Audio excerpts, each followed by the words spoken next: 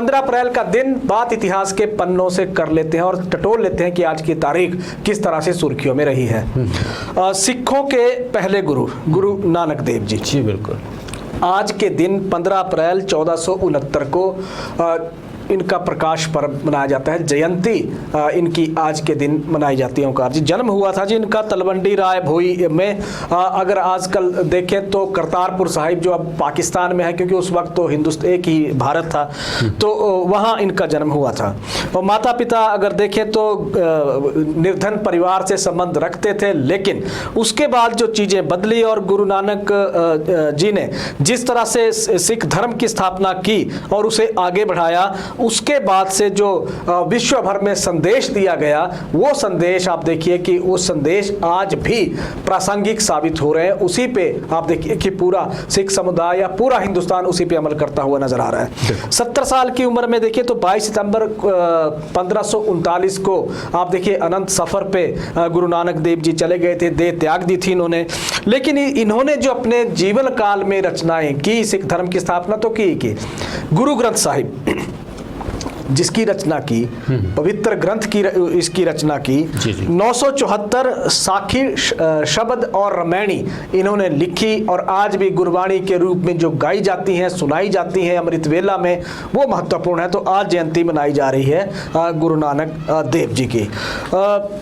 अगली तरफ चलें तो लियोनार्दो दा विंची, सभी जानते हैं कि इन्होंने एक ऐसी पेंटिंग बनाई थी जो पेंटिंग अमर है। और इसी कृति के बूते देखें तो इस पेंटिंग ने जिस तरह से रहस्य ये आज भी बनी हुई है, उस पेंटिंग को बनाने वाले जो लियोनार्दो दा विंची हैं, इनका आज की तारीख यानी कि 15 अप्रैल 1452 को इनका जन्म हुआ था जी। और 14 साल की उम्र से इन्होंने शौकिया था, पहले मूर्तियाँ बनाते थे। पिता ने इनका इंटरेस्ट देखा कि इनका मूर्तियाँ बनाने में बड़ा इंटरेस्ट है, तो ट्रेनिंग उस तरह की को दिलवा दी।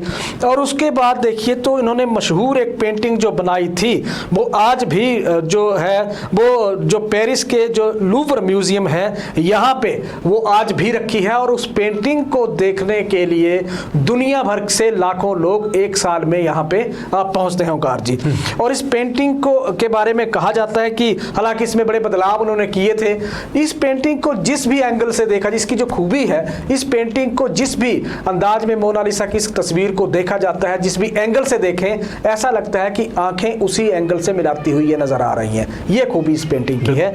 और ये इस पेंटिंग जो बनाई थी इसी पेंटिंग के दीदार के लिए लाखों लोग पेरिस के इस म्यूजियम में पहुंचते हैं। ओंकार जी, 1955 का जिक्र कर लें, मैकडोनाल्ड, अब तो बहुत सारी कंपनियां आ गई। ओंकार जी, 1955 में 15 अप्रैल के दिन पहली ब्रांच खोली गई थी जी मैकडोनाल्ड की, जो और खाना यहाँ से डिलीवर होता था या खाना यहाँ पे मिलता था लोगों को खाने के लिए। आज की डेट में अगर बात करें तो 120 देशों में इस कंपनी के करीब 50,000 से ज़्यादा आउटलेट हैं। ओंकार जी, और यहाँ पे एक दिन में लगभग 5.5 करोड़ लोग खाना ऑर्डर करते हैं मैकडोनाल्ड के। तो आज के दिन नींव रखी थी, और नींव किसने रखी थी?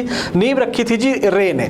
2 भाई थे, और ये 2 जो भाई थे, हालांकि इन्होंने बिजनेस बहुत किए थे लेकिन कामयाबी मिली नहीं कहीं भी। लेकिन ये 2 भाई थे, इन्होंने लोगों के खाने पीने के लिए ऐसा एक शुरुआत कर दी, एक ऐसे कार्ट की जिसमें सस्ते से सस्ता खाना लोगों को मिले और एकदम से मिले, फास्ट, मतलब तुरंत फास्ट सर्विस हो मिले, क्योंकि वक्त लोगों के पास होता नहीं था। तो वहाँ से जिस तरह से डिलीवरी ये देने लगे या जो स्वाद ये परोसने लगे, क्योंकि गिनी चुनी चीज़ें उस वक्त ये देते थे अपने इस कार्ट पे, वहां से मशहूरी इनकी हुई। और आप देखिए कि आज कितने बड़े, आप देखिए कि रेवेन्यू वाली ये कंपनी मैकडोनाल्ड बन गई है। और आज अगर देखें तो भारत की ही बात करें, 500 से ज़्यादा आउटलेट इस कंपनी के आज भी हैं। हालांकि कहा जाता है कि भारत में जो कंपनी ने सोचा था, इतनी ज़्यादा सक्सेस इस कंपनी को यहाँ मिली नहीं, क्योंकि ये जो कंपनी है ये खास तौर पे बीफ या पोर्क के जो इस्तेमाल पे ज़्यादा निर्भर इनके प्रोडक्ट रहते थे। जो भारत में आप देखिए शाकाहारी खाना हिंदुस्तान में ज़्यादा खाया जाता है और धर्म से चीज़ें जुड़ी हुई हैं, तो ज़्यादा कामयाबी यहाँ पे नहीं मिली थी। लेकिन कंपनी एक बिजनेस, एक आइडिया ने जिस तरह से बिजनेस को ग्रो किया, वो सीख 1955 से शुरुआत हुई थी, 2024 पे पहुँच गई। ओंकार जी।